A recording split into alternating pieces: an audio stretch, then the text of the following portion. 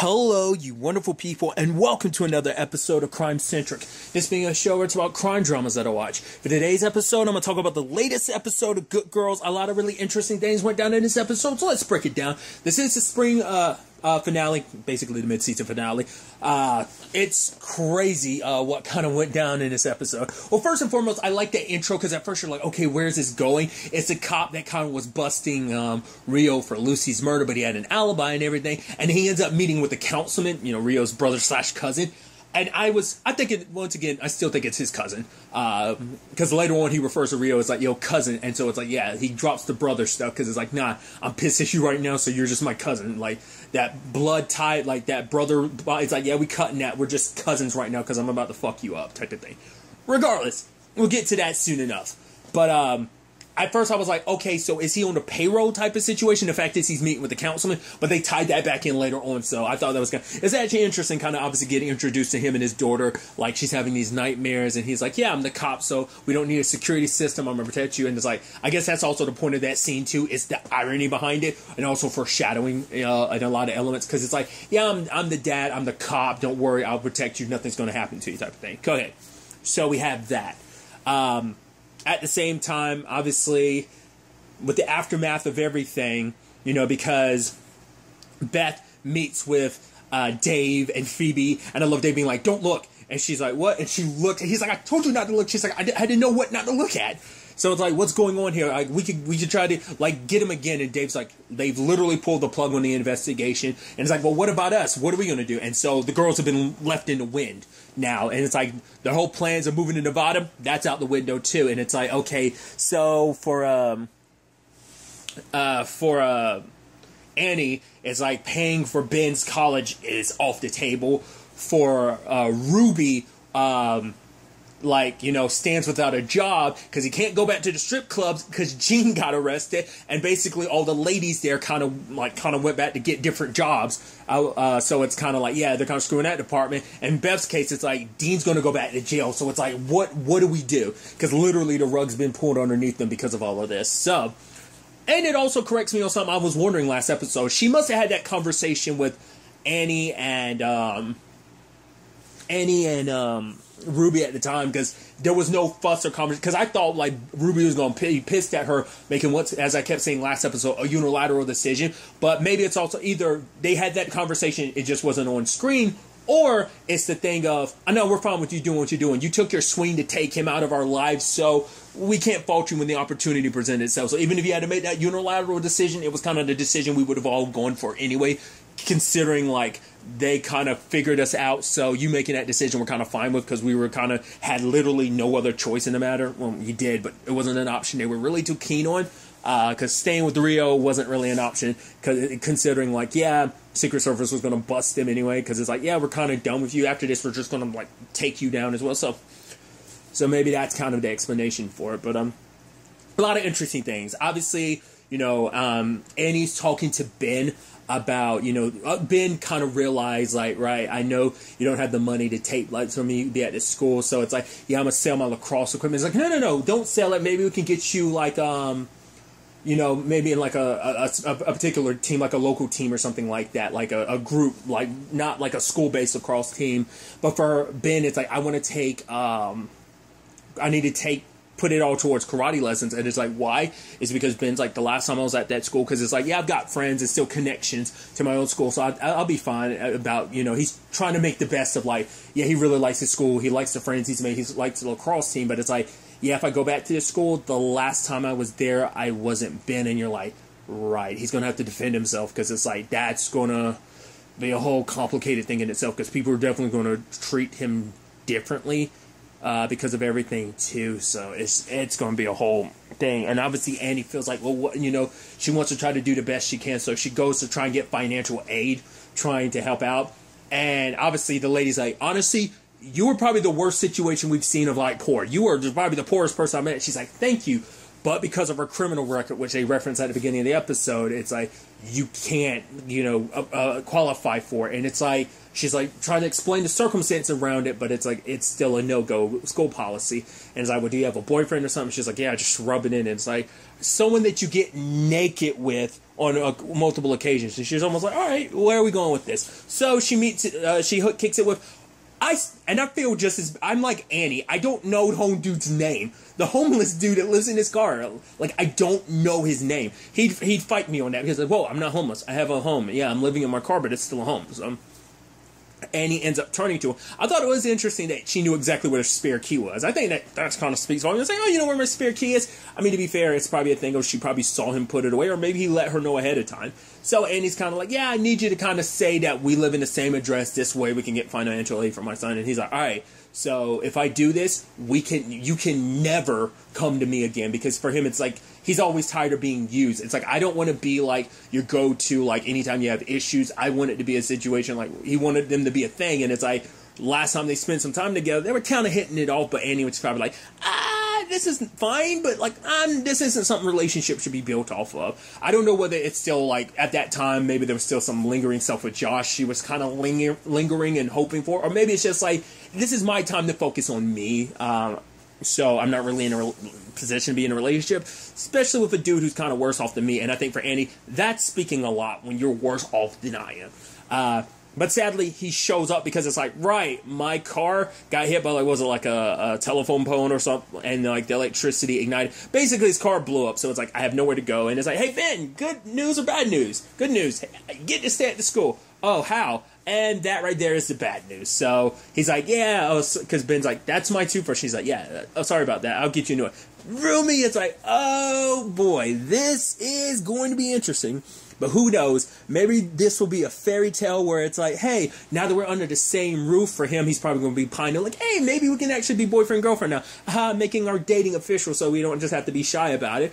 But, you know, maybe a romantic whirlwind will come about because of these circumstances. I don't know. We'll see. So that's Annie's side of things. Beth and Ruby's side of things are really interesting this episode because Rio needs them to get the money back, and it's like, whoa, the Secret Service has this. I don't give a shit. Get it. So that's a whole thing in itself where Annie and Ruby are trying to like find a way to like make the money, and it's like, oh, how do we do that? Oh, we sell purses. If we sell those purses you guys got. So it's like, yay, you know, Gene kind of benefits us yet again. He helped us out last episode. Not to the full extent, but still, he helped us out last episode, and he's continuing to help us with all these purses. So they set up these circumstances where it's like, well, Ruby's talking to Stan about like selling more purses, and it's like, well, to be fair, we wouldn't have to do it alone. And he's like, no, and it's like, we didn't get lucky about Gene, so we kind of owe her. So they have to work together, and I love it. We're feeling the tension because the thing is, Beth doesn't know that Stan's got this heat for her. He's had it for her for a while, but them sitting down like picking one seat, and she's like, "Oh no, you go ahead." It's like, "Nope, you sit here. The purses are mine." So he sits on the other side of the table, and I love it because it's just like Ruby smack dab in the middle of her husband and her best friend, and it's just like you're like, ooh, the awkwardness, and just like Ruby just come looking like, because she can feel the tension. And he can definitely feel the tension. And so it's a situation of, it's like, and Stan and Beth speak at the same time about what they've got planned. And then, like, Beth's like, no, you go ahead. He's like, no, you go ahead. It's like, well, to be fair, this isn't 100% on Beth just because, like, of all this stuff. It's also because, like, Beth's a control freak. She always has been. Like, I'm sure Annie and Ruby can contest to that. Like, she has very control freak tendencies. Of course, when it comes to the criminal activity, she's going to be the control freak where it's like, yeah, to be fair, she's been the ringleader of this whole operation anyway. You know, which obviously is part of the reason why Stan has so many issues with her. But it's like, yeah, Stan's got his plans about doing this and doing that. And it's like, okay, but Beth's like, and he's like, what? It's like, you know, there's not wrong with it. And Andy has to translate, yeah, she has a major problem with it. It's like, oh, now let's have something better. She's like, no. And he's like, yes, she has a better plan, just because, like, Annie translates her well. Because essentially what Beth was saying, it was, you know, trouble, that basically all it takes is one parent like being dissatisfied and running their mouth to the other parents, because like they'll have their own little chat groups, and it's like, and even Stan would be like, how many chat groups are you a part of, Ruby? And Ruby's like, not too many. So it's a thing of like, right, word gets back, and like all these other parents start talking mad crap about you. Henry loses it and gets pushed out of the school. It's like, it's a possibility. So it's risky. So Beth comes up with another option. There's like, I guess like this corporate deal, and, you know, get some of the ladies from the strip club showing up, doing their thing, And at the last second, it's like, oh, before they continue, better buy some purses. It's like either you buy some purses, they put their clothes back on. So it's like, all right. But then one of the guys is like, well, we're not doing that. And he pulls out a badge. I was like, oh, of course, a damn cop. Of course you're like, and Stan's just like, yeah, because those fourth grade moms would have been risky, right? It's like, ugh. And he's like, you know this. Like, yeah, this is just adding more fuel to the fire that Stan already has for Beth. And it's like, and you see Ruby kind of like, once again, it's like she's caught in the middle. It's like, damn it. Like, and so when it's all said and done, Beth goes, I love that she's at that place. I was almost worried, like, oh my God, is she going to like go to that lady's house trying to sell the purse and not realize her husband's a cop? But it's like, nah, she did our homework. And so it turns out she's there and she's blackmailing dude because it's like, oh, like, you didn't think I got recording of all? First and foremost, it's kind of stupid of you, like, considering the circumstances, you used your real name and everything, so that's how she was able to find him out. It's like, oh, you also don't think I recorded the whole thing? So, yeah, you're going. So what? He's like, what do you want? It's like, you're gonna buy a purse and go get your friends to buy purses. And it's like, oh, look at this video. Oh, you get your inner stripper on or something like that with the bag. And so Beth was able to kind of make it happen. Everyone gets their cut and everything. It's awesome. Stan's not too happy about it until him and Beth had a conversation. For him, it's like, my problem is we kind of like, I don't like you essentially, because for him it's like, you got my wife shot, and it's like, yeah, but like, I would never do anything to, and he's like, but that's the point, like, you never think about anyone else. You're selfish, you only care about yourself, like, all that you've constantly dragged my wife into, made her a part of. To be fair, let's not pretend like Stan hasn't got mixed up in some shady stuff, but a lot of times he's got mixed up in the shady stuff because a byproduct of Ruby's shady stuff was a byproduct of Beth's shady stuff. So that's how it kind of ties back anyway. And it kind of made Beth kind of feel bad. And, Ruby comes out. And so, obviously, Beth is trying to get close to Phoebe, kind of getting her a little drunk, try to find the money, the evidence, because they checked it out and everything, so. And they were going to leave. I'm curious, like, eventually that's going to tie back to it, I love that Beth just had to, like, toss it outside the window. And even then, Annie's talking about, like, it's like, oh, yeah, like, the news is pointless because, like, right, like, by the time the news comes on, you would have heard all the news about everything going on. It's like when the, like, other mothers, like, text you, like, memes for, like, 6 months ago. You're like, right, this isn't even, like, relevant anymore. It's like, yeah, I mean, especially when you think about the lifespan of memes. Yeah, like, memes, I'm someone that's still in a position where I get memes months later. It's like, oh, this was hot weeks ago, and I'm just on this train. I feel that, like, so that conversation hit me a little. I took it a little personal because I'm one of those people that finds memes way after the fact. Just because I'm not the deep dive internet dude. I'm not like, I'm not the TikTok person. So I'm behind on the trends. I only know about trends. Got to hear other people bring up the trends. Regardless, going on a tangent, but and then Ruby just kind of straight out says, my husband hates my best friend. And it's like, even Annie kind of doesn't say anything. It's just like, right, she picked up on it. It's like, yeah, you're kind of in a tough position. So the money gets dropped. And at the end of the day, like, Rio, which we'll circle back to his circumstances, was asking, like, oh, how'd you get the money? And for her, it's like, by being me. And she was like, oh, how'd you get that whole situation? He was like, just by being me. And that's the sad thing about Beth, because, like, I'm so curious to see what that means, because I think Stan, like, because Stan's the only person that's called her out, really, for herself, to a certain extent.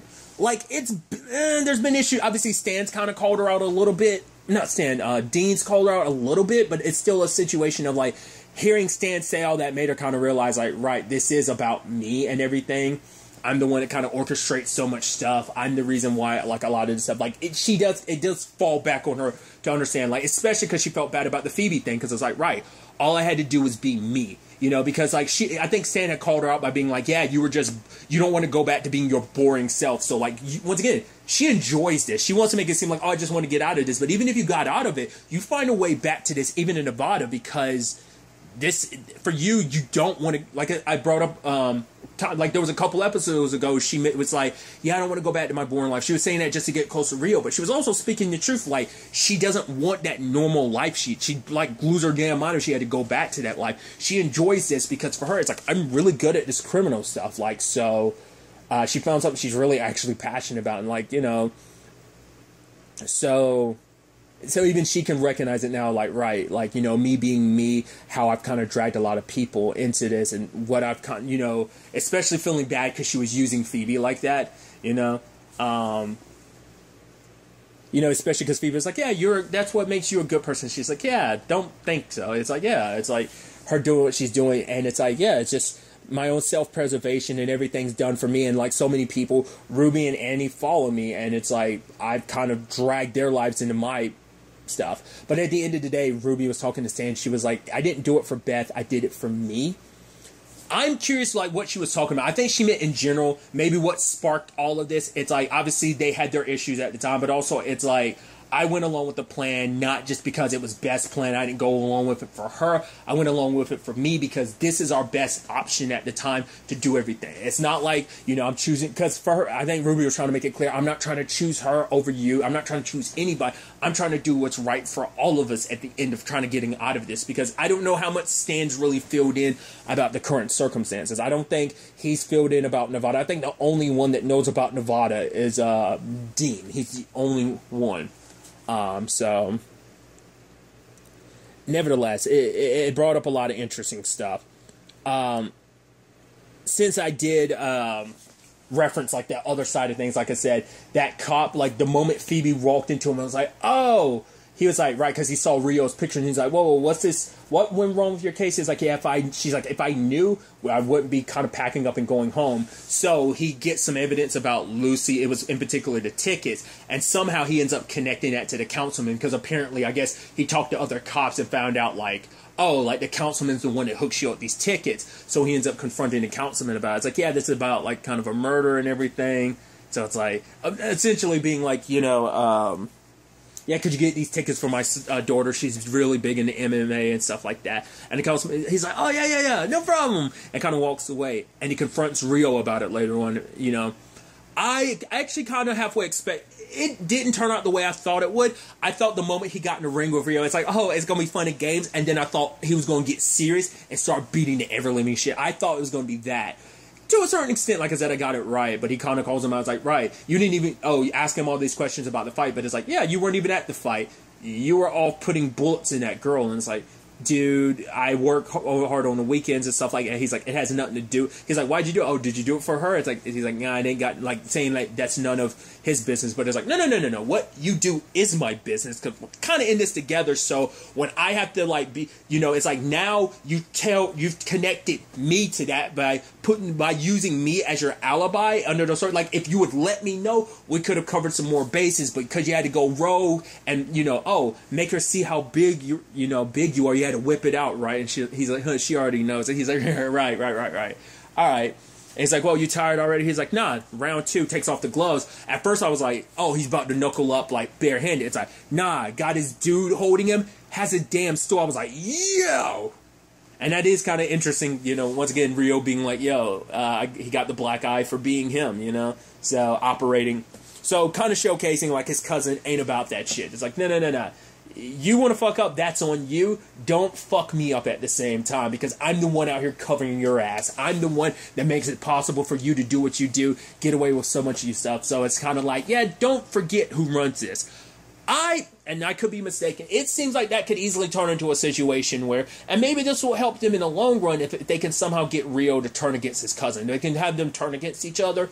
Enemy of my enemy is my friend, especially because Beth kind of hit it off with him. I mean, to be fair, he's taking an interest in her simply because she's useful. She's a means to an end, so he wants to keep her around for now. Who knows? But obviously, Rio's got a soft spot for Beth anyway, and because of that, it's like, by proxy, the girl, Rio and Annie are taken care of too, but I don't think his cousin's necessarily going to feel that way. He doesn't have the same soft spot that Rio kind of has for Beth. Like, because no matter how many times Beth has screwed him over, and this is probably the most time she screwed him over in this season alone. It's comparable to the past. I mean, she did try to shoot him. Probably the last. I think that was obviously at the end of season 2. And I don't think she did much in season 3 to screw him over. Not that I can think of. I think they did some stuff in season 1 and season 2 trying to find a way around this. But it's like, he was always a step ahead. This is the most I think they've tried to screw him over in a single season. I think I could be misremembering some examples in the past. But yeah. I don't know. I think it just seems like they could easily set that up to be a thing of, oh, like you try and screw me over. Get him to turn against his cousin, and maybe him trying to like basically take control of his life because his cousin, or maybe have his cousin wipe him out because it's like, right, I've been looking after you for so long, Rio, and you're making Rio a liability, so he has to be removed from the equation. But maybe his cousin's a worse. Like, I feel like that could easily go either way, depending on what they want to do with the story. Like, obviously, neither one of being alive afterwards is a good option, but still, sadly, we do see that cop. Porter, we do see at the end, Rio's right-hand dude is waiting for him at the end and ends up killing him just when he had gathered up the evidence he was going to send to Secret Service. So that fell through. I don't think obviously he had an envelope ready to like ship off and stuff like that, so that loose end's been tied up. Another element in this episode is interesting is obviously Dean is hitting it off with like an old pal of his. I think someone that used to kind of work with him or kind of work under him. And now it's like, oh man, you're selling how many cars in a month? Oh man, that's crazy.